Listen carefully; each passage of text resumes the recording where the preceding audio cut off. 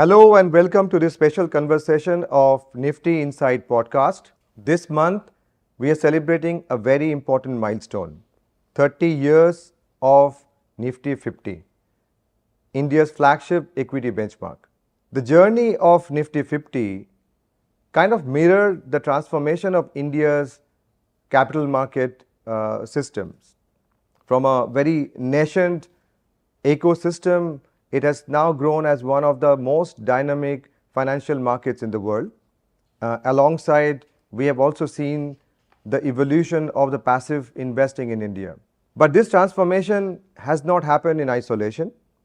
Steady and long-term commitments from institutional investors, most notably investors like EPFO, Employees Provident Fund Organization, which is one of the largest pension and retirement fund in the world, played a very key and pivotal role in shaping this industry.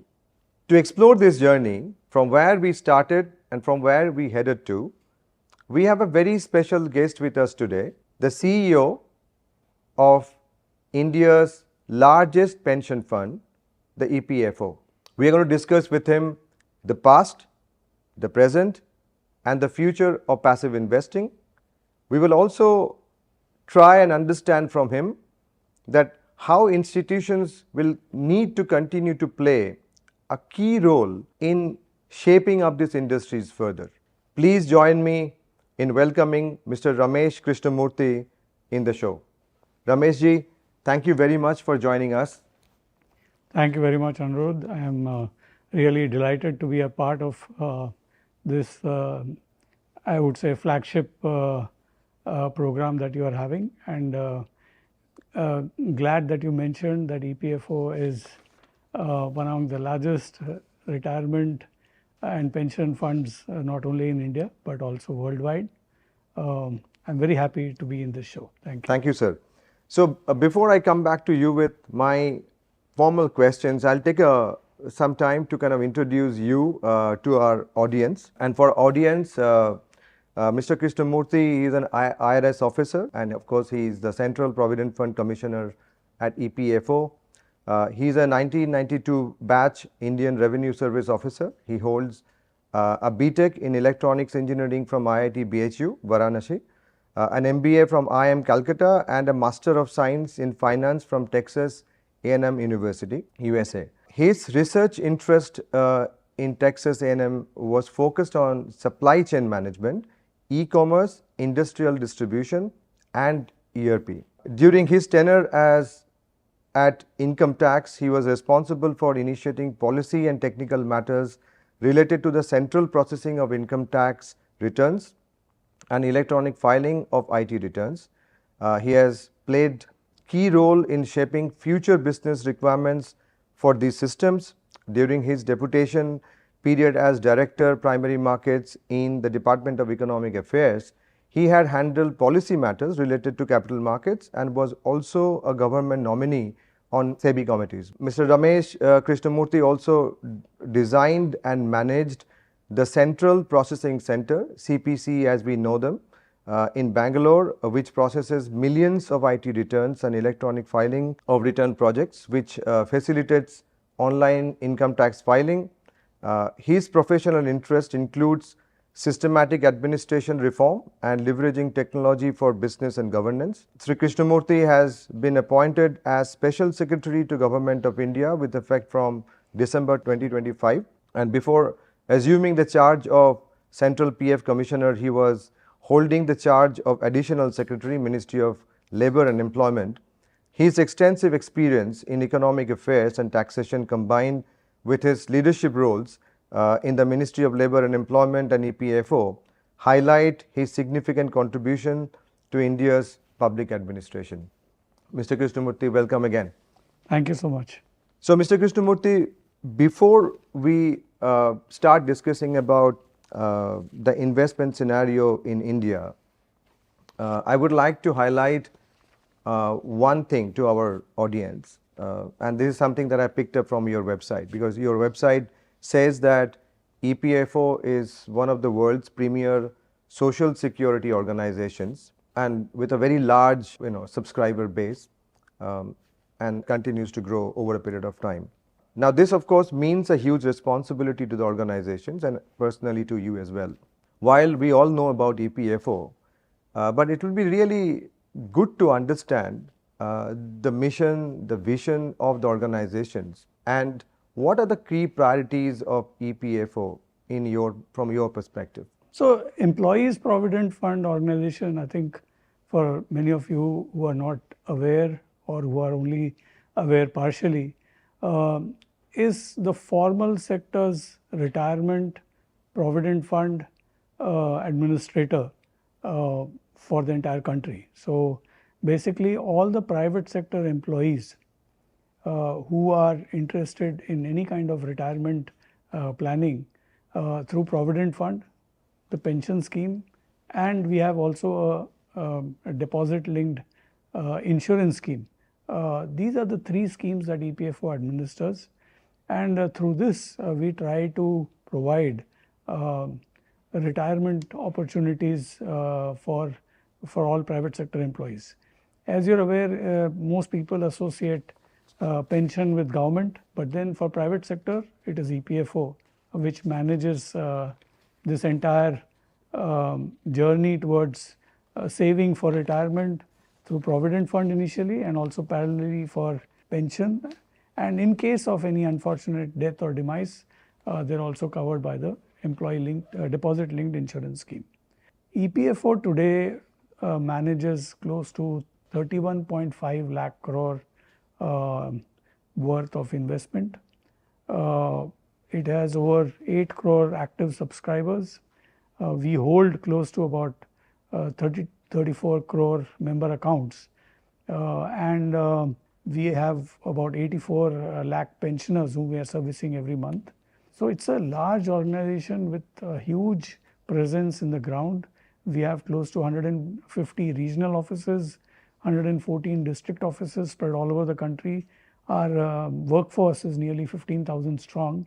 This year, the year ended March 31st, we processed nearly 8.3 crore claims from members who wanted some kind of withdrawal from their provident fund or pension and things like that. So our topmost priority, number one, as you already pointed out, is obviously the safety and security of the entire investment corpus. We believe that we are probably the second or the third largest in the country after LIC and SBI, and it's a huge responsibility that we bear, and we want to make sure that the funds are invested very prudently.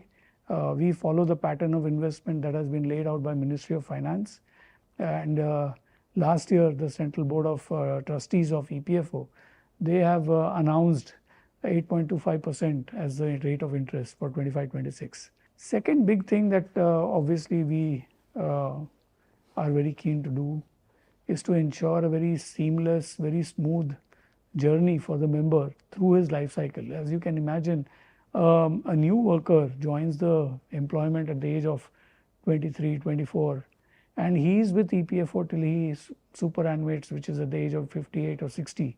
So this 34, 35-year-old journey, we have to manage all the accounts, and we have to ensure that every year interest is credited for his provident fund account. And for people who are pensioners, we have to ensure that their pensions are paid on a monthly basis.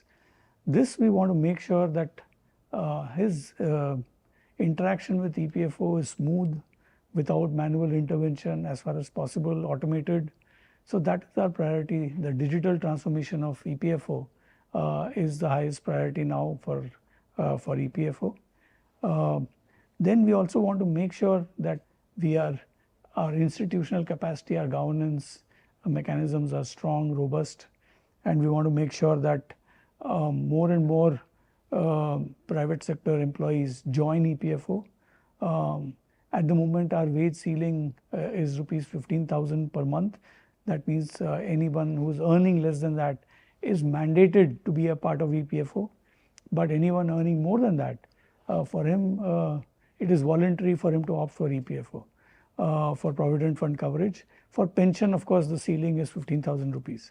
Now, 35% of our members are voluntary PF members, and we know that they have a choice. They can go for other investment opportunities, other retirement opportunities. Private sector offers other retirement opportunities as well. But we are very happy that they want to participate in EPFO. Our returns, which are 8.25% compounded monthly, are probably among the best in the country at the moment. It offers safety and security of their investment. So our emphasis now going forward is to make sure that we have a broad variety of other formal sector workers also joining in. So expanding coverage is also important. Recently the Code on Social Security has been notified, and that also talks about social security coverage for the unorganized sector. So people who don't have formal salary contracts, people like you maybe, Correct. but people like gig workers, people who are in other sectors which are not covered by formal wage contracts, they are task-based workers. Those are the kind of workers which are going to be covered under the Code of Social Security, and I'm sure that EPFO will play a large part in that. So that is also one large focus area for us. So I mean, I see the role of EPFO becoming even more important in the years to come. Absolutely. Right. Now, when you talked about the scale, which is massive, and you also talked about some of the change that you're driving through, and I gather that digital transformation is one of them. But for the benefit of our audience, is there any other key priorities that you have set for the organizations now? So what's keeping you and your colleagues busy these days? So as I said, our highest priority is member service. Last year, if you see, as I told you, we processed nearly 8.3 crore claims. We have done a whole lot of process re-engineering and reform, and simplification of the entire withdrawal process. As you're aware, Provident Fund is a very unique kind of a retirement planning. It is mostly prevalent in Commonwealth countries. Most of the other developed countries have a very formal system of pension. Most of the retirement funds are pension oriented. But in India and in some few other Commonwealth countries, we have a concept of Provident Fund.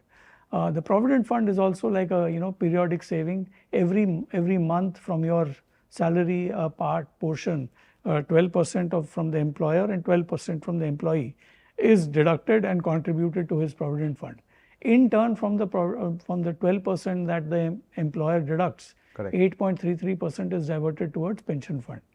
Of course, if the wage ceiling is 15,000, anyone earning more than that is not covered by the pension scheme. So the entire 12% goes to the PF account only. Now, this is the corpus that keeps getting accumulated and hopefully builds a corpus for his retirement. So the primary focus for this organization has been to make sure that the interaction of the member has been smooth with EPFO. So all our simplification, all the IT initiatives, all the reform orientation is towards making his engagement with EPFO smooth. We have made large number of changes as far as KYC norms are concerned. For example, we did away with uploading of check leaves, instead went into digital verification of the bank account through NPCI. We have done a whole lot of simplification for auto settlement. I'm glad to inform all your viewers that last year nearly 71% of all the advance claims were processed in auto mode. So we want to make sure that that is a priority for us. Second large priority is the increasing our coverage. And what do I mean by increasing coverage? We know that there are several employers and establishments all over the countries. People may not be aware of the legal requirements or the compliance requirements.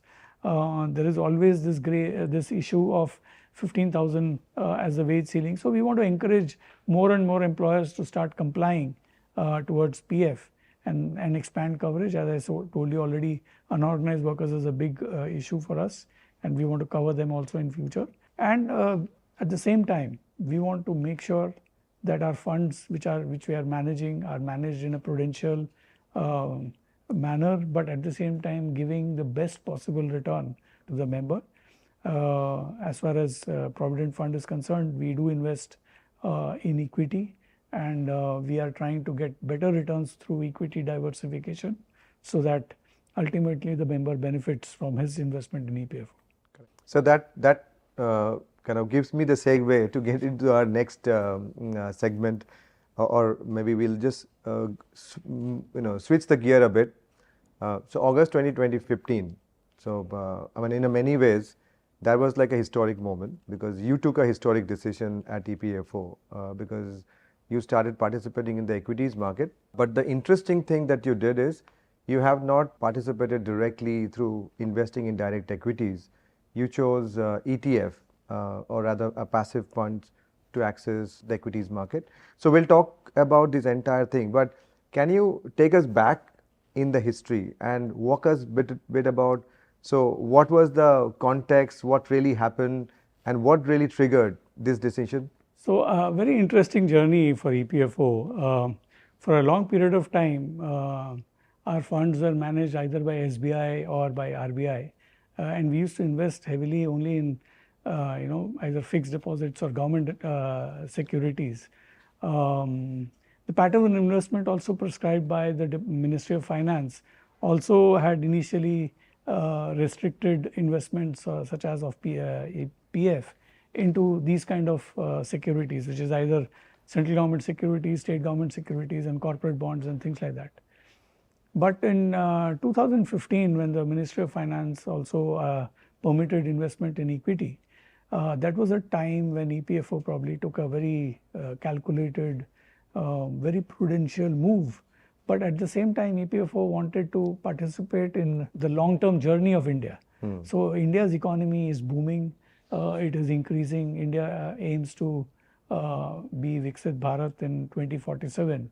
That would mean that the size of the economy is going to go up, and the capital markets reflect the growing aspirations of India. So it was definitely the time for EPFO to also participate in the capital market. As per the pattern of investment, EPFO is permitted to invest about 15% in equity.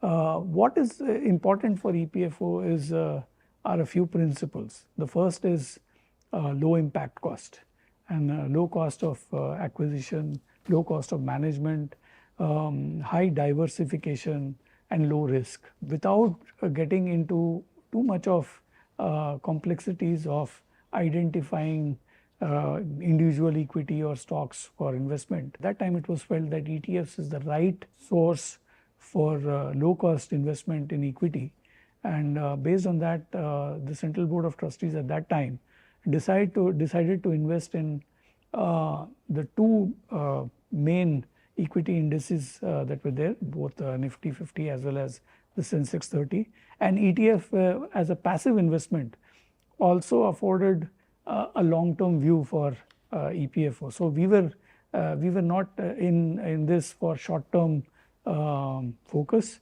We were here for the long term. So it was decided that passive investment with a long-term horizon would be the best way to go forward as far as equity is concerned. So that was the background, and I think it has paid off very well. Yeah, of course. I'm sure it has definitely paid off, I think. And you started at a very interesting time, and I think the Indian capital market has seen a phenomenon development since then. But just to go back on the same point, sir, once again, I mean, passive investment is fine, but you chose ETF particularly, and of course you mentioned about the cost aspects of that.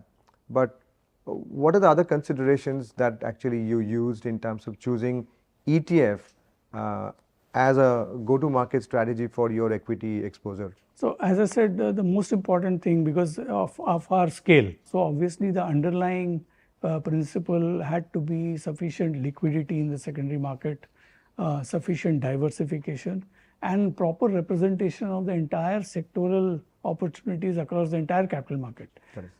So based on that, what we felt is that if you combine this with low cost and also passive investment, so the best opportunity was through ETF. So at that time, again, as I said, ETF brings the advantage of diversification, of sufficient liquidity. So these are based on market capitalization, some of the largest companies in the country. So there is sufficient liquidity in the secondary market for trading and for the AMCs to to make sure that when they are manufacturing the units, Absolutely. they don't have impact costs. Correct. So I think these were some of the considerations. I think it was a very wise move at that time to invest in this manner.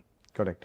And I think the other question that often comes in, and you mentioned about the liquidity as well, but now that we are seeing the entire passive industry, and thanks to EPFO, because you really brought in the patient capital that the industry needed for its initial growth.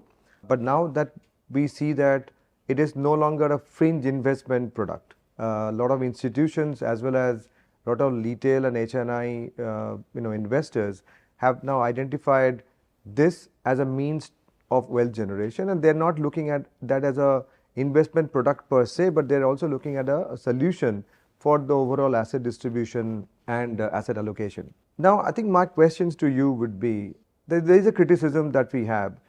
While the AUM of the passive fund industry has grown over a period of time, and particularly even if you look at ETFs, we are almost like $100 billion industry now. But still, the secondary market is quite shallow. And I think many a times when the question is asked that, okay, how we can rather improve the secondary market, and people would say we should have EPFO coming and actively participating in the secondary market. What is your thoughts, sir, on this particular area? And also tell us if you have any plans to eventually take part in the secondary market. We would be love to hear your thoughts. Very interesting question. See, as you are aware, as far as EPFO's participation in the ETF market is concerned, we are the biggest player. The size of the secondary market is very low. So it is obviously going to be a chicken or an egg. We are extremely cautious about impact costs, about costs to our members, because as you have understood, most of our PF subscribers are your blue-collared workers. So every pie saved for them is a better return for them. So from that perspective, we feel that the impact cost is lowest when we operate in the primary market. If we go to the secondary market, there is obviously an element of a bit of shallowness in the market, which will obviously impact costs. So from that perspective, while EPFOs participates in ETF, keeping in view the entire development of the ETF market, I think your viewers should understand is if an institution like EPFO, which has got a total corpus of close to 31 lakh crore, is investing in ETF, that means it is also very good for you.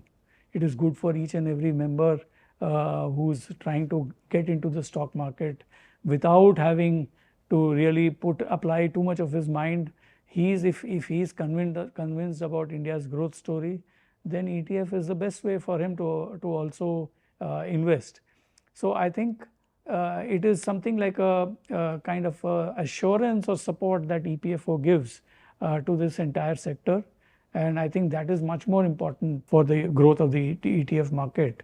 And I am sure that going forward, particularly as far as Nifty 50 is concerned, nearly about, I would assume about close to 30-35% participants are from the retail or HNI and other institutional sectors. It is growing, yeah. It is. So then I think it's just a matter of time when people also get used to this entire concept.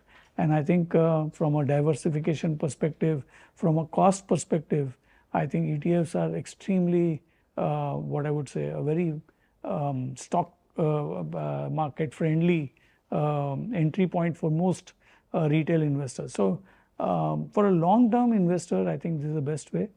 And EPFO is constantly evaluating all kinds of opportunities that come about, and at any appropriate point of time, whatever is the point of time, how we approach the market is all going to be driven mostly by policy advice from the Ministry of Finance and our own considerations that we have. But as far as I would say our present way in which we have both invested in ETF as well as redeemed some of our ETFs.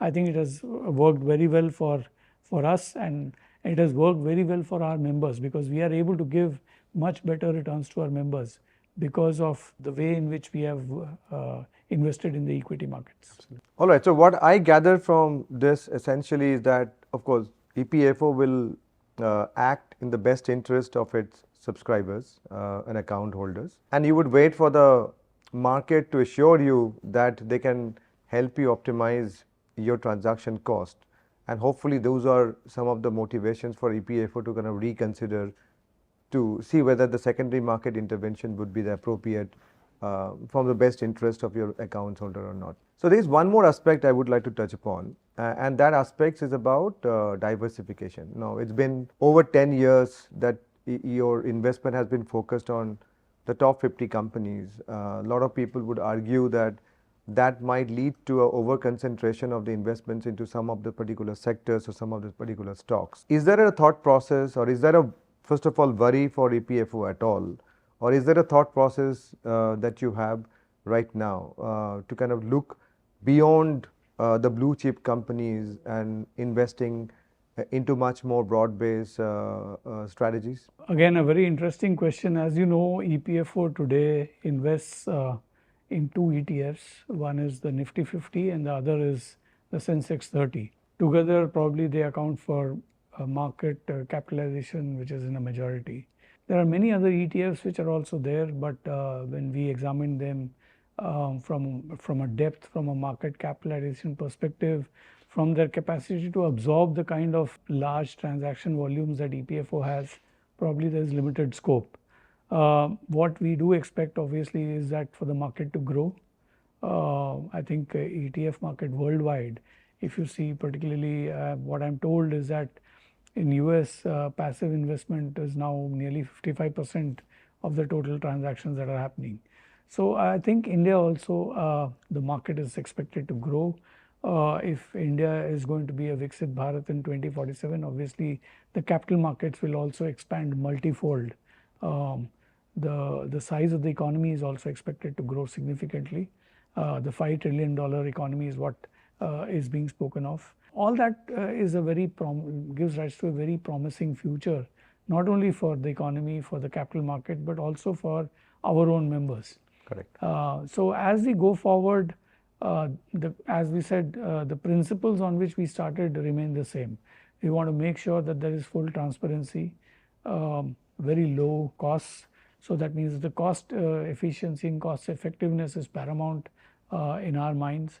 Diversification is extremely important, and the same thing that you talked about, whether there is a risk of concentration, that is also extremely important. So if EPFO were to invest in other ETFs, we see that that risk as increasing, because those kind of market shares are probably not sufficient for us from the scale of EPFO operations. So I think it's a kind of an evolving situation. So that Correct. Is how we see it. So as and when the market liquidity will improve, then you will get a reassurance in terms of the more cost-effective execution strategies. Hopefully, those are going to be triggered for you to kind of rethink about your strategy. So one more aspect that we just want to quickly touch upon. I think when we look at the trajectory of India's passive investing, it's very similar to of the developed market. I mean, I think we also seen that usually the journey started with large institutions backing the industry, and then it becomes kind of a mainstay of the product investment strategies. How you look at our participation in India, particularly in the passive investment market, and particularly when you compare with some of your global peers? As I told you, I think as far as India is concerned, ETF and passive investment still appears to be on the lower side, and particularly as far as if you look beyond just the Nifty 50 or the Sensex 30, the other ETFs have very low AUMs. They don't have sufficient capacities at all. But at the same time, I think it is an important area for growth in India. As I said, passive investment for the long term, particularly from a perspective of a young employee who's thinking 30, 35 years down the line when he is retiring. I think those are the kind of participants in the stock market who should consider passive investment very strongly. Correct. Because that over a long term, and that too given the fact that 20 years later we'll be a developed country. If you want to participate in that kind of a growth trajectory, you have to participate in the ETF without being worried about short-term volatility, short-term risks and ups and downs, which is very true of any stock market.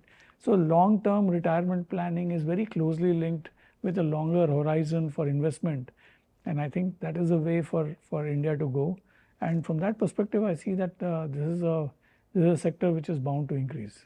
Absolutely. I think, I agree with you. And when we look at some of the data, that kind of reflects exactly what you're saying. I mean, while the retail participation still quite small in terms of the overall percentage of the AUM, I think last time when we looked at the data, the number of folios have grown significantly. I mean, if my recollection is correct, we have now almost 35 million of folios linked to ETF investments. A large number of these folios are, of course, retail people. But if you isolate and focus only on the AUM side, about 18 to 20% of the overall AUM, that is now coming in from HNI and retail. So what we understand now, slowly we are entering into a phase where possibly the investors are looking at the passive investments or ETF not only as a isolated product but as a solutions of the overall asset allocations. Now, so from your perspective, what do you think is important or what is needed in our country today to take this journey further, to make the passive investment even more successful? I think when you talk about long term, trust, credibility is extremely important, because I think as any retail investor, they look, when they talk about, they have very short term horizons, but typically they will rely on an institutional intervention or a capacity, such as, say, for example, EPFO or LIC or SBI and other very trusted partners who have been there for a long time. For example, EPFO is over 72 years old. So its institutional capacity is very well known. As I said, the corpus that we manage is about 31.5 lakh crore. LIC is again of a similar pedigree. So, and we are the kind of institutions who are thinking long term. EPFO as a retirement corpus, we are thinking of today's young worker who's entering at the age of 24, planning for a nearly 35, 36-year-old journey before he superannuates. So this long-term journey requires a lot of staying power, institutional capacity, feet on the ground, credibility, trust, transparency, and good returns. I think if you look at all these factors, I think maybe the best way for the passive investment to grow is through such institutional players participating not directly into that itself, but through some institutional players. I think that is how I think it will grow. Absolutely. And I think it will also require a bit of education for the retail audience. The thing that you mentioned, I 100% agree, is that a long-term investment mentality. And I think somehow, how do we make people convinced on that particular investment philosophy is also part of the overall challenge for the industry. Sir, we are now coming to closer of our discussions, and I think it's been a fantastic insights for me talking to you. I think I personally learned a lot about EPFO. We all know about EPFO, but very often we get to know and hear so clearly that what are the mission, vision of the organizations, what are the priorities with the organizations will work on. But what would be some of your closing thoughts? We talked about the investment philosophies of the individuals. We talked about how some of the challenges that we have related to secondary market of the passive investments. We talked about diversification, but I think the main key points here is that we would also need institutional support for this industry to continue to grow. So as a closing remarks, so what are the couple of things you would like to highlight, which in your view are extremely key from the overall development of this ecosystem? So as I said, EPFO has emerged as a trusted go-to institution as far as most of the private sector employees are concerned. We would like to build upon that trust. We would like to make sure that our systems, our processes, our digital capacities are all state of the art, making sure that the services that we provided are best in class in the world, both in terms of accessibility, availability, what I would say ease of transactions, and also giving probably the best returns in the industry. If we do that, I am quite sure that more and more members are going to participate. As I said, it's 8 crore.